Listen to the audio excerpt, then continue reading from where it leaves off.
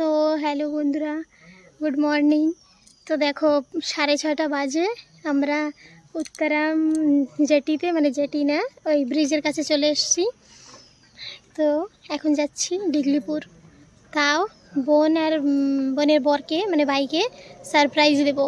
ওরা কিছুই জানে না, তো এই ভিডিওটা তো এখন পোস্ট করতে পারবো না সকালবেলা। তো একেবারে মানে ওদের এক্সপ্রেশনটা তোমাদের দেখাবো, তারপরে এটা বিকালে পোস্ট করবো এই ভিডিওটা।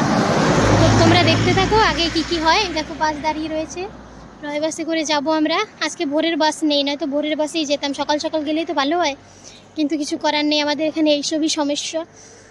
তো দেখো আমাকে কেমন দেখাচ্ছে, সকাল সকাল একদম ঘুম থেকে উঠে রেডি হয়ে পুজো টুজো দিয়ে বেরিয়ে গেছি দুজন মিলে। তো তোমাদের সঙ্গে দেখা হচ্ছে সামনে।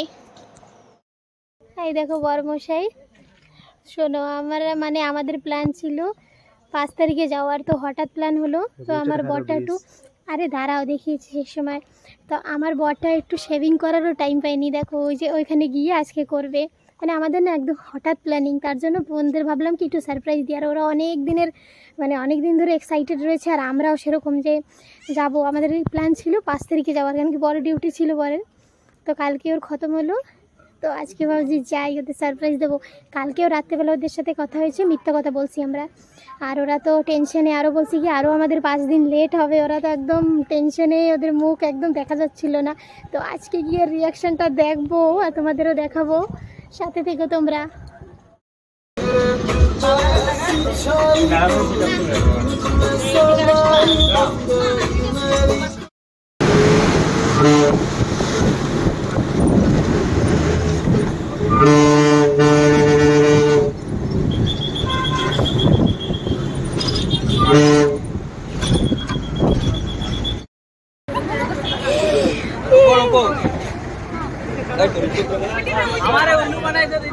কি করে টের পাইছো? টের পাই নাই। মা কয় আমরা আসতেছি, মা আর কাকি আসতেছে বলে মারেও রিসিভ করতে আসি। তো দেখো ফাইনালি পৌঁছে গেছি, আর কি সারপ্রাইজ দেব।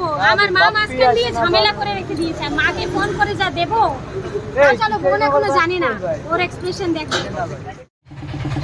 সারপ্রাইজটা কিরকম? লাড্ডু, সারপ্রাইজ কিরকম? ওহো, তোমার পাপা লাগবে?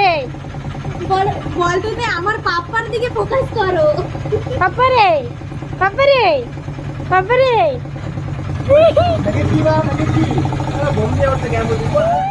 এই দেখো আমার মার এই সব কাণ্ডই মার, এই যে একদম প্ল্যান চপাট করে দিল। আমরা ব্যাগগুলো একটু দেখিয়ে দাও। ব্যাগগুলো দেখো, তাও তো কম, এর থেকে বেশিও হয়।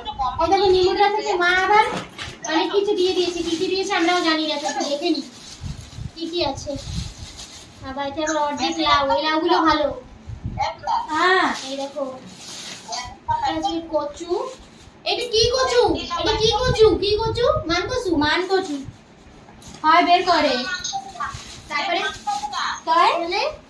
এই দেখো ঘরের ধনে পাতা, বাবা কতখানি। তারপরে আছে লেবু, ভিতরে আছে এই যে মোচা, তো বের করা যাবে না, কষ্ট লেগে যাবে আমার ড্রেসে। এই দেখো এটা দেখলে, দেখো ও মাছ, এই দেখো। হ্যাঁ দাঁড়াও, এতে আবার আচার, কিসের আচার এতে? এই যে কারি পাতা, ও চিংড়ি মাছের আচার। এই দেখো লুবিয়া, ঘরের লুবিয়া আমাদের ঘরে। এই যে অল্প কিছু কলা কেন কি না, আমাদের বাড়িও খতম হয়ে গেছে, কিছুদিন আগে বিক্রি করা হয়ে গেছে। এই মা কয়টা কচি কলা পেয়েছে, বোন বলতেছিল তুই কলা নিয়ে আসিস। এই দেখো গাছের বেগুন, একটা বেগুনই ছিল, দিয়ে দিছে। এই দেখো পেঁপেগুলোর সাইজ দেখো খালি কি সুন্দর বাবা।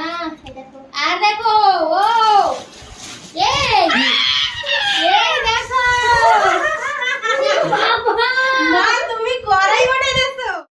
এই দেখো আমরা আসবো বলে অনেকদিন আগেই, মানে কতদিন আগে। এই দেখো বর তো খাওয়াও শুরু করে দিয়েছে, মিষ্টি দই বানিয়ে রেখেছে বোন। আমার লাড্ডুকে খালি একটু দেখো, লাড্ডু তো একদম মেজাজ গরম আছে আমাদের দেখে। এই দেখো চাং করে খাচ্ছে জালজিরা। লাড্ডু এ লাড্ডু